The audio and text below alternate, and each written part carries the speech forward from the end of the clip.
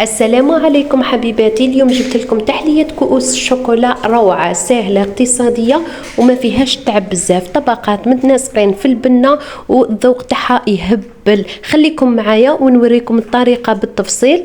اول حاجه رايحين نبداو بها هي نجيبوا الكاطو تاعنا. ديروا اي كاطو متوفر عندكم، المهم الذوق تاعو يكون شوكولا. رايحه نرحيه في لاشوار، من بعد رايحه نضيف له من 2 الى 3 ملاعق كبار من الكاوكاو المحمص والمطحون خاشن.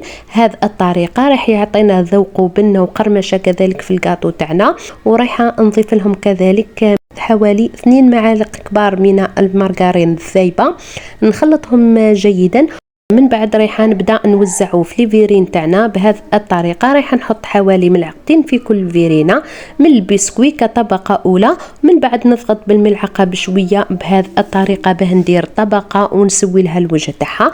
ونروحوا الان نحضروا الكريمه تاعنا كطبقه ثانيه. واش فيها؟ فيها 3 كيسان حليب، 2 ملاعق كبار نشا مايزينا، حوالي 3 ملاعق كبار من السكر، 2 ملاعق كبار من الكاكاو، ونخلطوهم جيدا بارد في بارد. من بعد نحطوهم على النار. كي تشوفوا الخليط تاعكم اختار لكم، رايحه ننزعوا من على النار. نضيف له ملعقه كبيره من شوكولا الطلي وهي سخونه. رايحه نخلط حتى تذوب لي هذيك الشوكولا وينتجانس لي الخليط. هذه هي الكريمه تاعنا، ورايحه نروح نحطها كطبقه الثانيه. رايحه نوزع على كامل لي فيرين ونخليها تبرد لي تماما. كي تشوفوا الكريمه تاعكم بردت لكم، رايحه نحضروا الان الطبقه الثالثه، سهله بسيطه وسريعه في نفس الوقت. رايحه نجيب كميه من شوكولا الطلي، انا درت حوالي 3 ملاعق كبار. رايحه نخففهم بشويه حليب دافي ونخلط حتى نتحصل على القوام اللي راني حبته. نضيف لها كميه من الكاوكاو المحمص والمطحون خاشن. بما انه رانا درنا الكاوكاو في الكاطو، رايحه نديرو كذلك في الشوكولا هكا باش يبقى